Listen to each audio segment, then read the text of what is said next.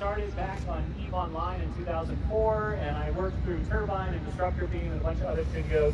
And then we also have an awesome UX team member, fantastic design team member, and a wonderful engineering team member to round out our core team. We've been around, the company's been around for about a year and a half now in its current incarnation, but it was started several years prior to that, and we are squarely focused on the intersection of video games and AI. Our first product is Nyric. Nyric is what we're calling a pioneer craft. We're trying to blend survival craft with town simulation. And we use AI to power our NPCs, also to flavor our world and help us determine what kind of world a player actually wants. Now, Nyric is all about connection. It's all about connecting other players' realms. It's all about feeling connection to the NPCs that live in your town, your city, and all about connecting the resources to your town so that you can build it taller and broader. But Nyric is also about growth and change through AI tools. One of those things that really wasn't possible until recently. So I'm going to start off here. What is a large language model? This is actually applicable to most AI programs out there. Really just boils down to this. Hey, I'm going to grab a whole bunch of data. I'm going to go find statistical relationships between that data, and then I'm going to predict the next step of what you're asking me based on what is statistically likely to happen. Super reductive explanation, not very exciting in terms of the actual technical implementation, but really that's at the heart of a lot of the AI models that are out there. Gather as much data as possible, go ahead, throw it into an LLM, create your knowledge graph, node graph, and your silos out of it, and then use that to generate insights, like machine learning, used for BI reporting and dashboarding. It's going to be super boring, questions and answers, and all that stuff. And we've all been using AI for a long time. I was using LLMs and machine learning techniques in 2014 on Game of Thrones Ascent, and we were doing it in mobile games for at least 10 years now, if not more than that. But it's become super hot and sexy because OpenAI is here, and Sam Altman's making $1 bajillion. So it's suddenly become super hyping, except we've all been doing this as video game developers for so long. We've all been taking advantage of the latest technology things in here. It feels almost rote to us, but it's pretty exciting. What is an example of complex generative AI modeling? Well, let's use SpongeBob right here. We use two known starting points, right? Starting point number one, what is a SpongeBob? Despite him being a quadrangle wearing pants under the sea in a pineapple, he's also a cartoon character. He's yellow, he's got 4 limbs, he runs around with Patrick, he likes to collect jellyfish, right? We know this data about him, and we have been able to infer that context about SpongeBob through all the data that Midjourney has scraped. Now, on top of that, we can then give it a given style. Let's say Salvador Dali, right? And we can then take both those data sets and infer what those two data sets could look like put together. And that is what a lot of the generative AI programs do at this time, right? At each stage, they predict the next step based on the inputs, and they output throughout based on that. They usually generate multiple outputs because they are not necessarily accurate. They are generally accurate, but they don't necessarily know what is in your head. That's going to come back later on. So what is the hype, right? Back at GDC a few months ago, everyone was like, we're going to do this. We're going to make a video game based on dinosaurs. And 1 minute and 37 seconds later, boom, that's it. We're going to make this giant first-person shooter with video games here. You're going to be shooting dinosaurs in the face, and T-Rexes are going to be eating you, and it's going to be really exciting, right? That was the dream. That's the hype. The hype is that we are going to be able to put in a prompt and instantaneously develop all the assets needed to create a video game. And there are a handful of game studios out there that have claimed to do this. Now, we have some doubts as to how truthful those claims are, because we all know, all of us who are game developers, how much work goes into making a video game. So what would it take to actually put a T-Rex in a game? Oh my God, right? Consistent outputs, all sorts of data, 3D models, skeletons, bones, and animation retarders. Let's assume you already have custom animations for a dinosaur. You're going to need textures and UVs. You're going to need to then import that asset, an FBX asset or something like that, into Unreal, Unity, Godot, whatever you want. You're going to go ahead and have to build out an animation blueprint for that. You're going to have to create animation keys, post-process blending states, and that's just to get your model to a usable point in your game engine. Let's not forget stats, abilities, itemization, spawn logic, collisions, navigation, that's all around there. How are you going to generate particles? Where are those particles going to happen? Where are abilities going to be triggered? how does a T-Rex hold a gun? These are all questions that none of the generative AI startups out there have even necessarily considered, let alone figured out how to solve. Now, there are companies that are on their way to solving each of these individual points, so perhaps there's a blended solution in the future. Solution one could be going ahead and using something like Sloyd.ai for parametric 3D model generation. You can use like with Poly to come in and generate textures and UVs. You can go ahead and use GLTF importing to bring 3D assets into Unreal at runtime. You could theoretically just kind of do a best fit animation and rigging to that asset, especially if it's a humanoid-ish character like that. And you could theoretically go ahead and create a programmatic way to assign stats, abilities, itemization, and spawn logic to that thing. But that is a lot of work. So we should really be focusing on using AI where it makes sense. Where do generative AI models excel? They excel at identifying context from low information systems and environments. Based on that limited data, they can help us infer additional data about what we're working on. So here's a good example, right? I've used this a bunch. I want Mars. I want to go to Mars. Now, as a human, there's so many associations associated with Mars in our brain that we already kind of get what they mean. Oh yeah, I can see what you mean by Mars. But the question is, are you talking like a Kim Stanley Robinson realistic Mars? Are you talking like an Edgar Rice Burroughs Barsoom? Are you talking about terraforming Mars? There are all these additional questions that we would need to ask. But putting those aside, we can ask LLMs questions like, which of the following landscape options is Mars most like, right? Is it like a plains, a mountain, a crater, a lunar landscape? You could ask an LLM, well, which of the following climates best describes Mars, right? Is it polar, temperate, tropical, continental? Is it in space? Can animals live on Mars? True or false? And these are actually really challenging questions for us to do without an LLM, because we don't necessarily know anything about Mars at the time. You would have to play a game of 20 questions. Like, remember back in the late 90s, there was a website called Akinator, and you would talk to Akinator, and Akinator would be like, I can guess what you're thinking about within 20 questions. It would ask you all these weird things, just like an actual game with 20 questions. Are you thinking about a person? Are you thinking about their hair? Are you thinking about a limb? Are you thinking about a fingernail? And it would just keep using those questions to narrow down through probability to a high chance likelihood of what you were going to be thinking of. And we can do that. We have done that 25 years ago, but it's clumsy. It doesn't work very well. It ends up with a very, very user-intense process to actually generate what the player wants.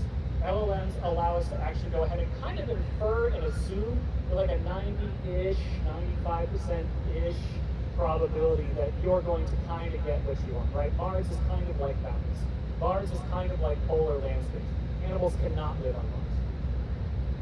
So our Lovelace philosophy is that we can actually use Gen AI to correctly match procedural and human-made content with the player's intent. That's our insight, and that's our key differentiator right here. So I'm over here, I just finished watching Fallout on Amazon, right? I want to explore a realm like Fallout, but like cute Fallout. I want sunshine and rainbows and skulls and death.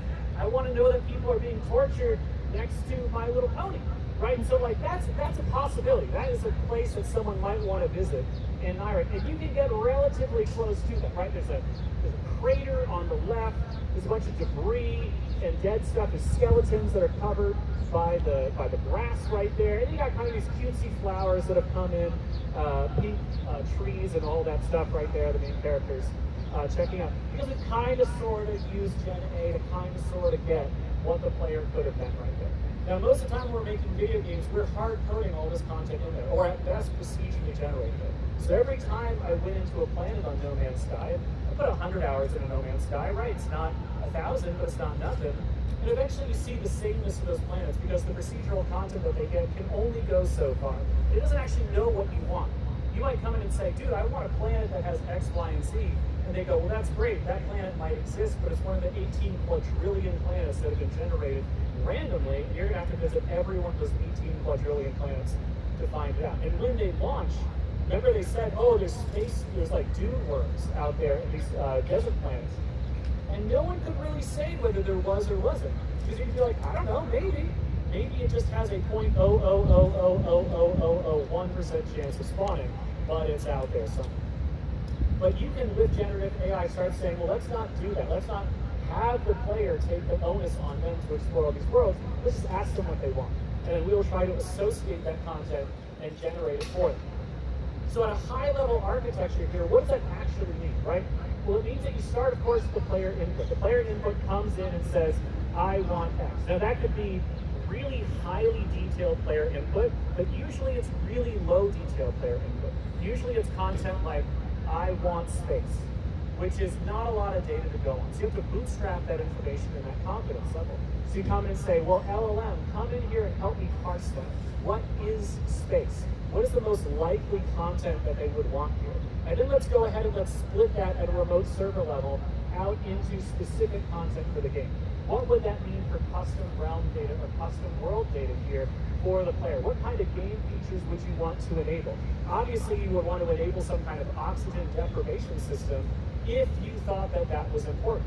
But maybe there's nothing in there, like you don't need hunger, there's nothing to eat, but you will suffocate.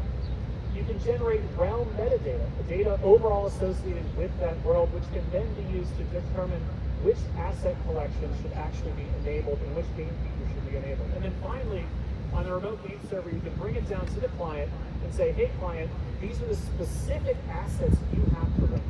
After we've done all the logic and determination, we can then go into a broad asset pool and say, let's actually render the most relevant assets and most relevant collections for the user and enable the features they would expect.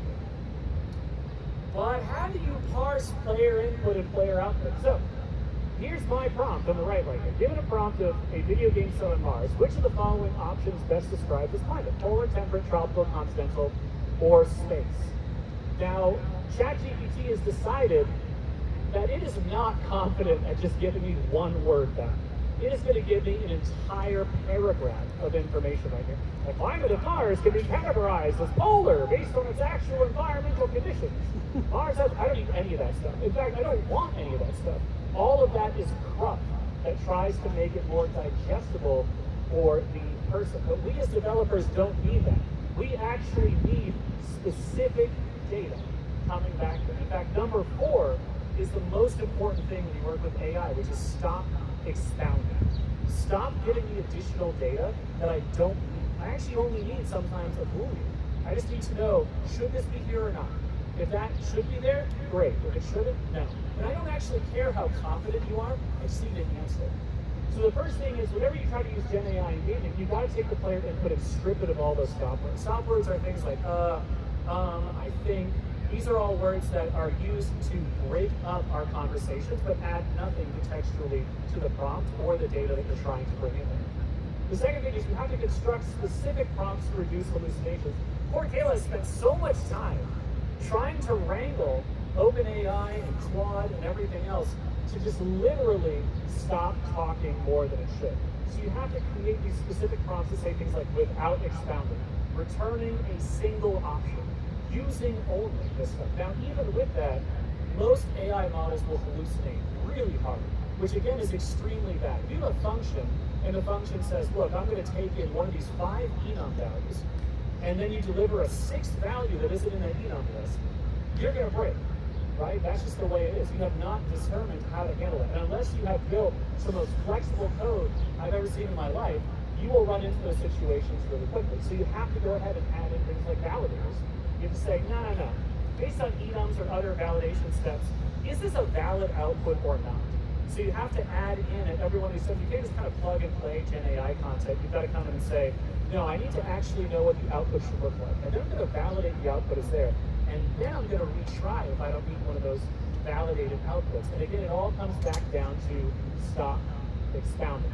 Give me back the data that you want. And I remember there was a talk that I was in with, I think some of the professors here at MIT who are working on some amazing AI content, and they said, what could we do to make AI smarter for you? And 3 of us, 3 game developers, myself, Chris Foster, and a couple other people, all said, we actually wanted dumb. We actually just kind of wanted to answer questions for us in an API, like a RESTful API way. Because we don't necessarily need to know all this context, we kind of just want it to be a tiebreaker, or just use the data that we brought in.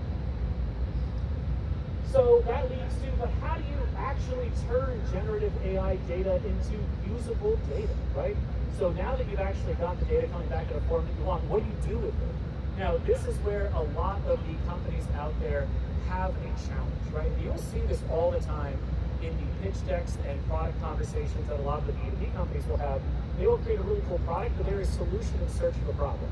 They will not necessarily understand how we are going to use this data. So it is on us as game developers to create a way to translate the generative AI data into usable data. So that could take many different forms, right? Mapping tables. So you take the Gen AI output and map it to specific game objects or something like that.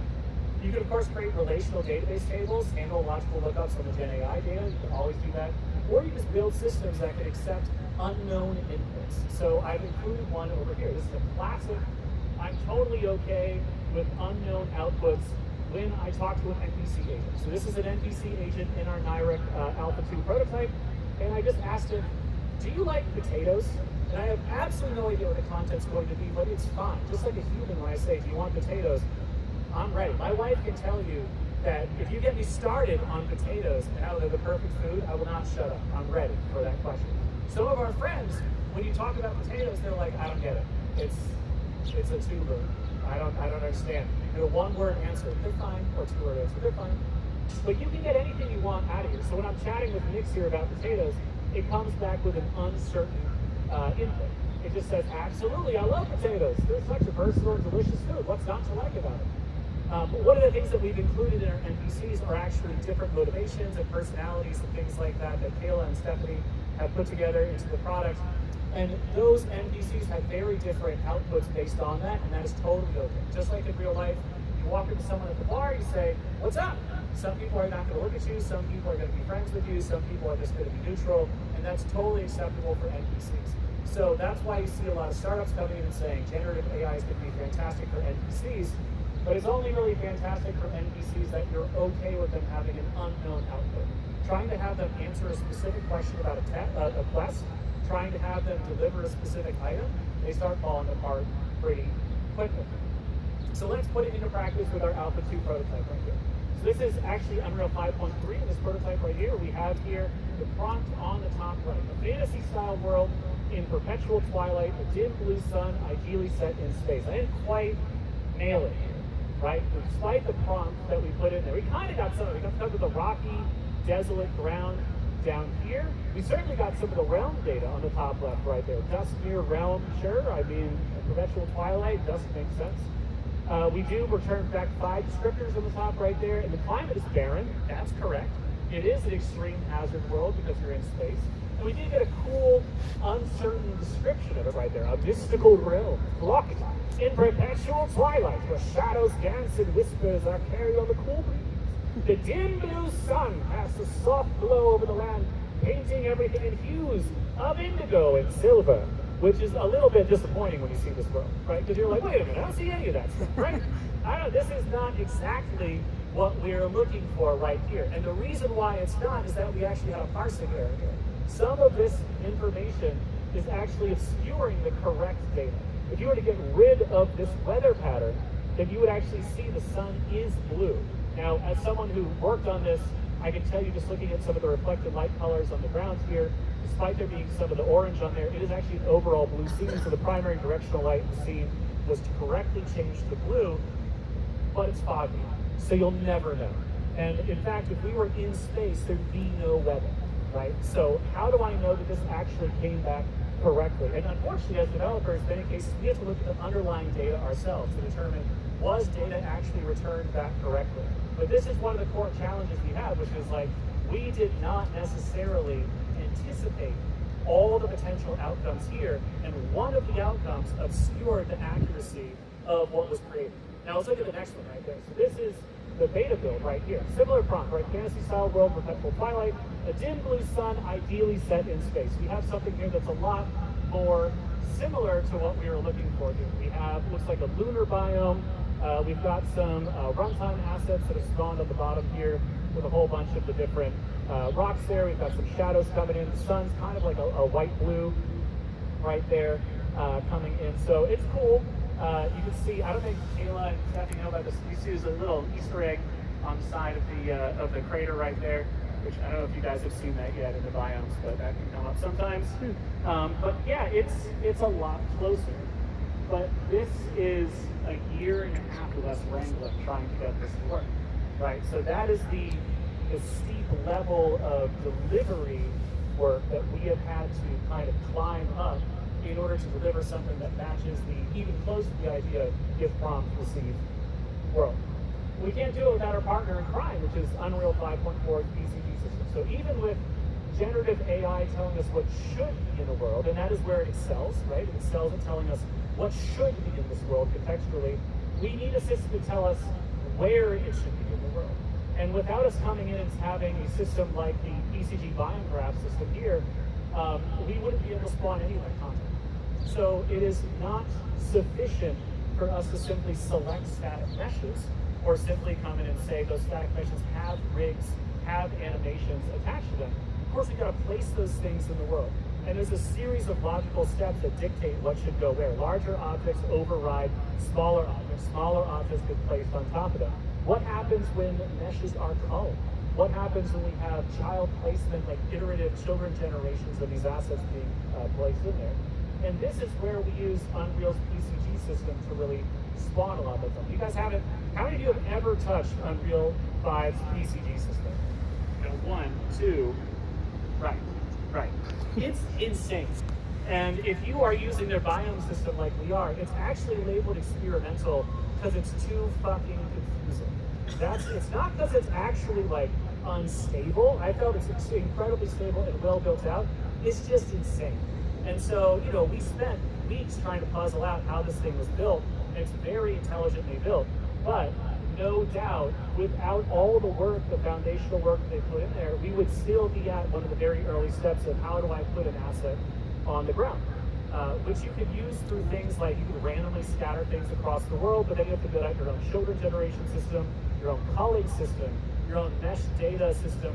Should it have collision or not, right? What do you do with overlapping objects? How do you go ahead and spawn that content? So it's not possible to really take in a lot of the generative AI content without a procedural generation partner, at least in Nyric, like Unreal's PCG system. So this is in the production build, and what we're seeing here are 3 blended biomes. So this is a wetlands map right here, and so we have decided to spawn a mangrove forest in the wetlands. So the mangrove forest is looking here and it's saying, well, what is the wetlands equivalent asset that we should spawn in here? Because if it's a lunar world, ain't nothing growing, right? You just spawn lunar rocks and things like that. But if it's not a lunar world, what's the kind of things that you go to? Even if it is a lunar world, maybe that just means that we spawn rocks there too. It's like, okay, well, congratulations, you're on the moon. Every wetland area should be rocks, and every grassland area should be rocks, and every forest area should be rocks. It's just going to be a lot of rocks, man. I don't know what you expected. But if you have this content here, you can then go ahead and blend your biome assets here together. And so if you come in and say the most important biome for us to have here, according to your prompt, the wetlands equivalent is mangroves. Done. Spawn mangroves there. What about the hills equivalent assets? This happens to be, looks like more like a general grassland asset. You can see here there's some like flowering ferns, but then there's some non-flowering ferns, so it's just sort of like a general grasslands cover. And then on the that's on the forest area or hills equivalent area, and then down here in the grassland area, it's decided to do more of a wildflower area. It spawned a whole bunch of different flowers in there. And so even if we get the generative AI data back, without having the equivalent level data, the BCG layers data coming in, we would kind of just be unable to actually deliver on what the player wants. So that's why it's really important for us when we talk about generative AI to talk about it as a context machine that tells us kind of sort of what we should put there, but it's not actually telling us where it should be or what it should do. We still need to use a lot of the other techniques. So now let's do it again, right? So what happens? Oh, is it going to run? Oh. What video? There it is. So now you got to do it again, right? So what does it look like when you blend biomes?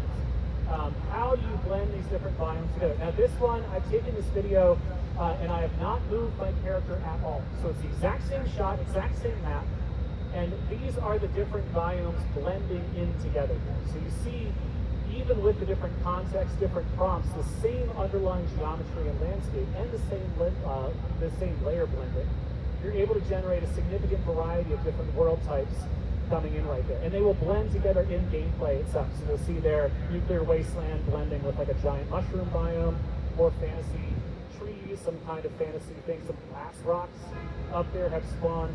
And that's the kind of content that you're able to kind of generate based on your actual generative AI stuff. But it wouldn't be possible without Unreal PCG, or at least it'd be much, much more difficult. I'm gonna have to skip ahead.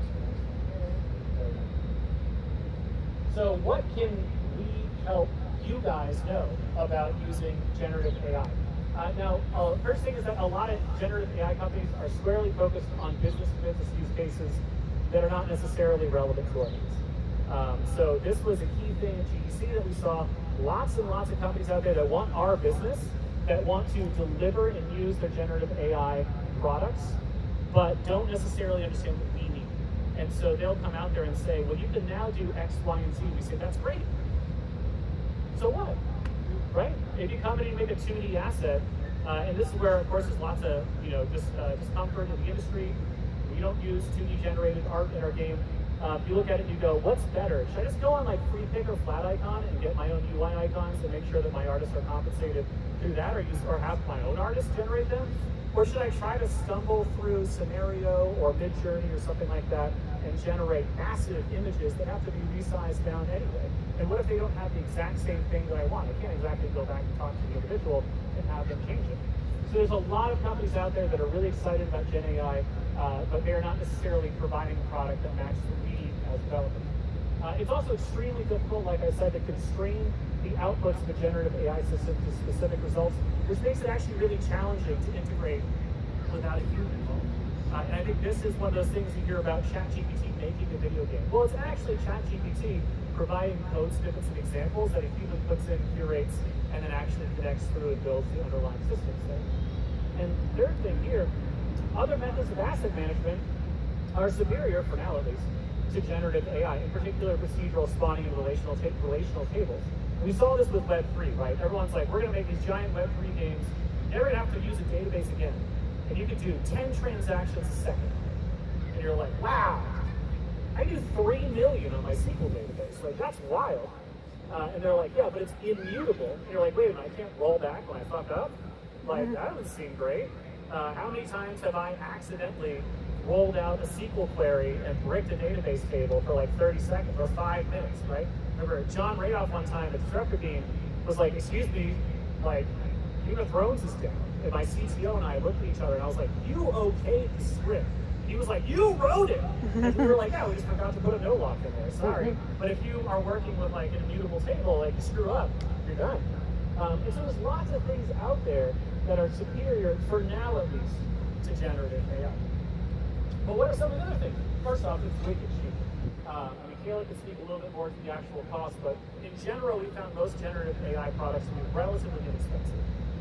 To the order of like tens, maybe hundreds of dollars after like people hammering 1,000 recurring users. But generative AI is also very useful identifying what was meant by the player and identifying context around it. That's true with even low quality prompts or inputs. It's kind of amazing sometimes. You can misspell things, you can throw things out there, it looks absolutely terrible, you're still going to kind of get what you get. It's also very useful at first passes, creating mood boards, inspiring new types of realms that might support in the future. You can just throw words together, right? Be like, what do you think the association is here? And it's going to be like, oh, I think this is kind of what it's going to look like, and it kind of sort of works a bit, but it's nice for, and I see a lot of people, both in general tech and video games, using it for those early mood boards, early color tests right there. And third thing, given systems that can tolerate uncertainty, like chat responses, open-ended systems, there's a real place to help create diversity in outputs. So if you build a system that can tolerate uncertain outputs from the generative AI that can handle its hallucinations, it could be really interesting. So what are our actual recommendations for other indie developers? First off, start using these tools so that you can understand how generative AI companies view our industry. And I think it's really important that you guys try them out and say, what do I think this company is trying to do here? What business problem or game development problem do I believe this company was trying to solve for us, if any, right there. The other thing is that you can really start using it to focus on efficiency first. You can help get more done faster. Now, this is one of those open questions here, like what is taking a lot of your time? If a lot of your time is building game design documents, it's probably not going to be that helpful. But if a lot of your time is going in and saying, hey, wait a minute, like, I just kind of want to polish this up, or I want to give an idea of what this kind of world could look like, it could be very valuable. If you use them often in your project, if you are incorporating generative AI tools into your project, be very vigilant with error detection. Be sure you are validating outputs at every step, because we have found time and time again that even given the hardest constraints that we can possibly inflict on the AI, it will hallucinate.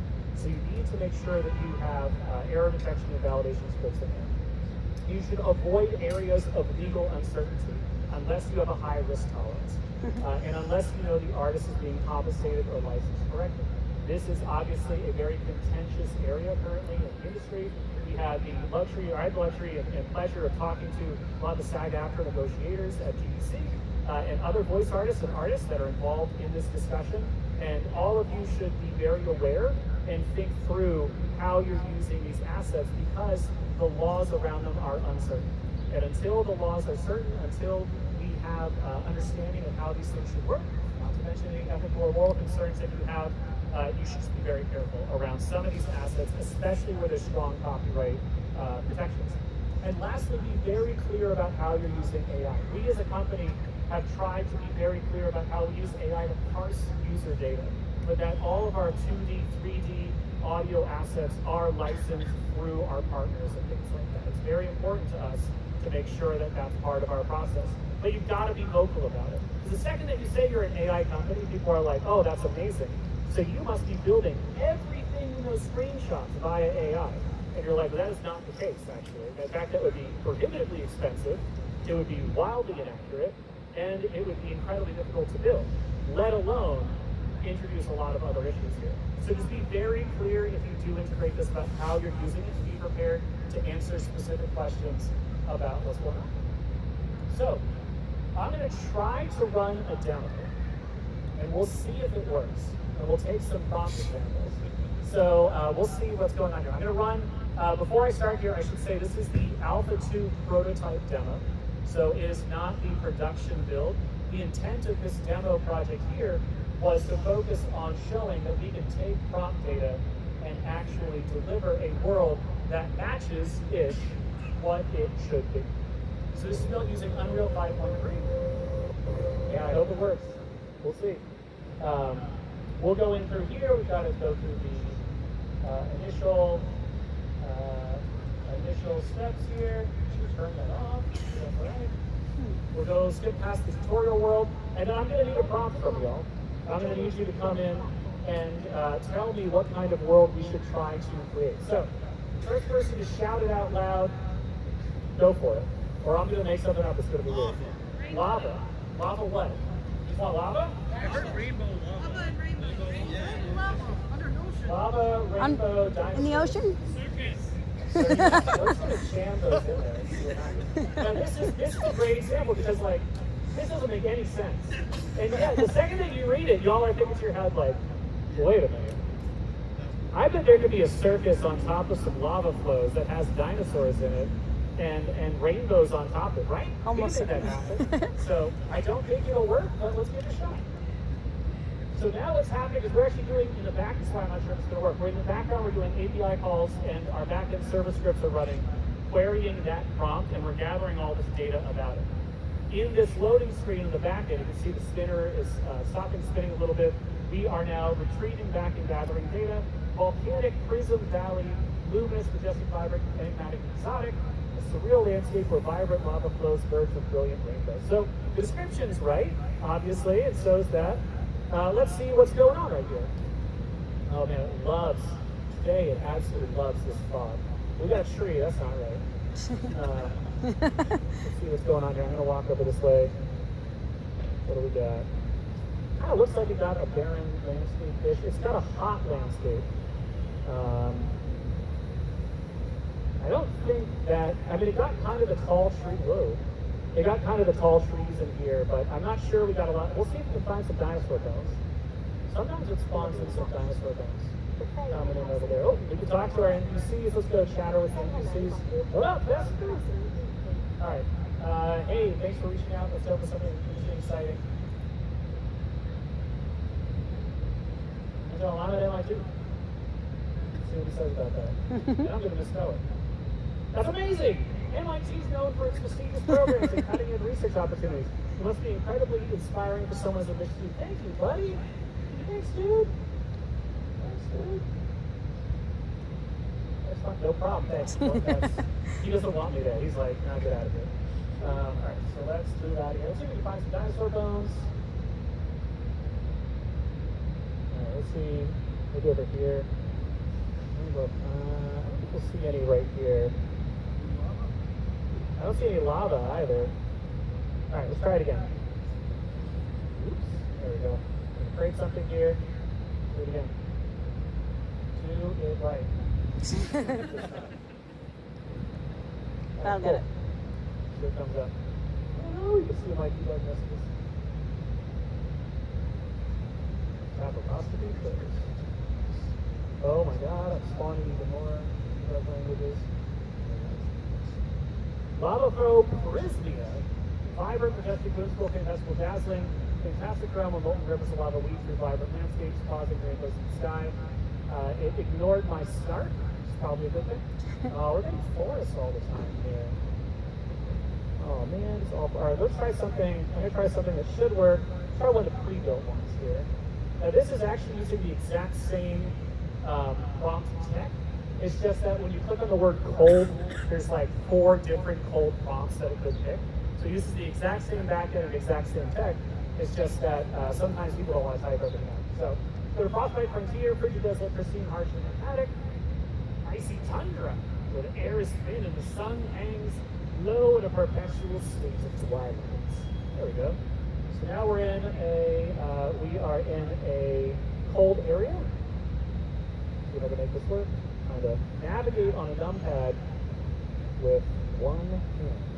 So you can see that some other assets have come in here. We've got some of the snow-covered assets. The landscape is swapped out. I'm happy to talk about how we got runtime landscape swapping working in Unreal 5. It was a nightmare, but we did get it working. Unreal really hates you modifying landscapes at runtime. Really, and in fact, like the entire talk on its own about how to cajole Unreal to modify things at runtime. And then let's go ahead and let's create something else. I just want to be like, if we want more, we do something like islands and giant skulls and red giant sun. Okay. Right, let's see what we got. Last one here, and then we can start taking some questions. So this is the prototype system right here. It's our Alpha 2 prototype. It's not our production build. Production build is significantly more performant, significantly faster, generates much more contiguous biomes. That's a cool name, though. I like that. Skullstone Archipelago. Sinister, infernal, isolated, enigmatic. I love enigmatic. And again, a lot of this was for us to go ahead and test out how this spec is actually going to work. Woo! Look at that red giant sun. That's wild. Oh, man. It went nuts. That's intense. All right, let's see what else is around here. Where's my giant skulls? I see something out there. There might be a giant skull chilling in the distance. Let's see. Now, of course, as developers, we know that the primary directional light here has been modified to give off a red hue, so it's kind of extreme. We also modified the sun equivalent that's coming in right there. I'm going to go ahead and turn on some of this just to get past here. Yeah, it looks like a giant skull. Maybe? Check it out. There it is. Nice. Look at that giant skull. That's cool. You can, of course, break things down if you so desire. So let's keep swinging at this giant skull. Go ahead. See what we can get. One thing we did not mention is that when you open up your inventory here, there's nothing in it. Let's open up our crafting screen. So we do have AI-generated recipes and things like that that are in there as well, which are kind of interesting. So obviously a lot more stuff in the Alpha 2 demo as our narrator chatters away. But I want to show you guys a little bit about how we were able to do that, and this is it actually in action. So this is a live demo utilizing MIT Wi-Fi to show that there. So with that, I'm going to say thank you so much for coming. This was a ton of questions, so let's go ahead, open up the Q&A.